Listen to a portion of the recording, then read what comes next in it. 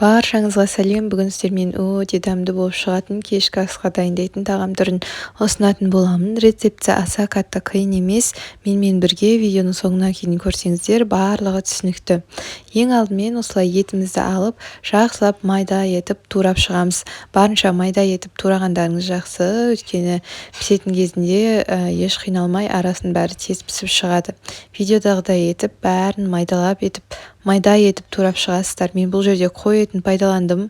Сіздерде басқа да еттер болса қолдана берсеңіздер болады.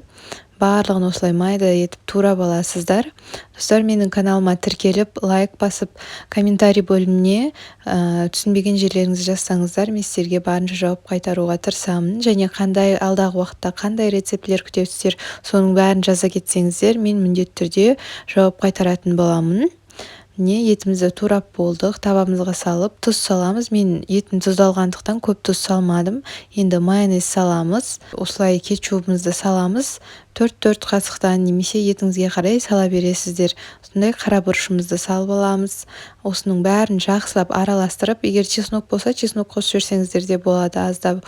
Барлығын жақсылап араластырып аласыздар.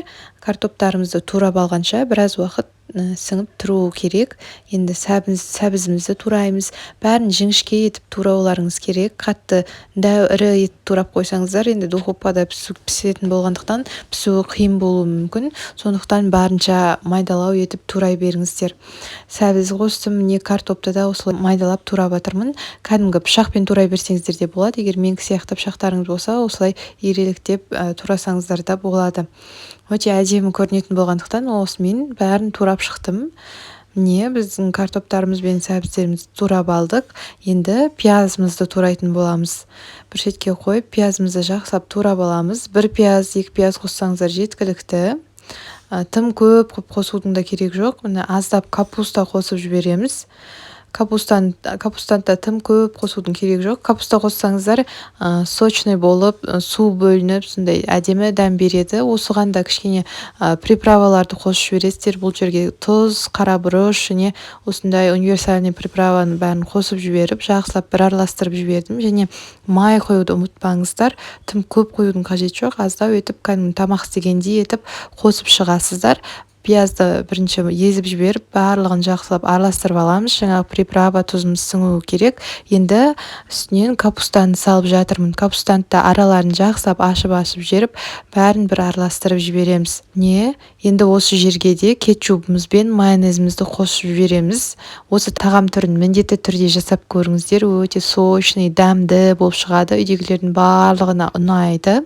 Енді етімізді қосамыз. Етімізді салып, тағы да бір рет жақсылап араластырып жібереміз. Каналыма әлі де тіркелмеген болсаңыздар, тіркеліп қойсаңыздар болады. Көптеген пайдалы рецепттерді таба аласыздар. Кешкі ас түрлерін, дәмділер, торттар барлығы бар. Кіріп көре аласыздар. Енді осыны біз дайындап алдық. Толықтай енді пешке сала беруге болады. Ең алдымен енді бетін жақсылап фольгамен орап жауып аламыз. Дәл видеодағы көрсеткендей етіп, фольгамен шет-шетін жақсылап жауып алыңыздар. Сосын пешке саламыз. 250-300 градуста пісіреміз. 1,5 сағаттың ішінде толықтай пісіп шығады. Көргендеріңіздей аса қатты қиын емес. Барлығын араластырып салып қоясыздар. Ертерек пісіп шығады осылай. Бізде бұл жерде тағамымыз пісіп шықты. Қарап тұрсаңыздар, өте керемет болып шықты. Негізі 1 сағаттың да ішінде пісіп қалады. Ертерек сала бергендеріңіз өздеріңізге жақсы. Толықтай картоптары барлығы пісіп шығады. Енді бізде етпен болғандықтан көп уақытқа қойдым. Бәрін тексеріп көріп жатырмын. Барлығы толықтай піскен. Бәрін осылай көз жеткізіп піскенін көргеннен кейін осылай сырымызды саламыз. Бетіне жақсылап сырларыңызды салып аласыздар. Осы сырды енді ерігенше сәл духовкаға саламыз 5 минуттай уақытқа. Қызанақтарымыз толықтай еріп шыққан соң, осылай бетіне қызанақтарымызды да саламыз. Егер қияр болса, қиярыңызды да салсаңыздар болады. Бетіне осылай укропымызды сепіп шығамыз. Тамақ өте тәбет ашарлықтай дәмді болып шықты. Тамақтың өзіне келетін болса, өте сочный дәмі деген өте әдемі болып шықты. Бірден таусылып қалады. Егер осыны столға қоятын болсаңыздар, кешкі асқа міндетті түрде жасап көріңіздер. Сіздерге кеңес беремін. Видеоның соңына дейін толықтай көргендеріңізге баршаларыңызға рахмет. Осы видеоны достарыңызбен бөлісіп, каналға тіркеліп қойыңыздар. Сіздермен болған Айткүл.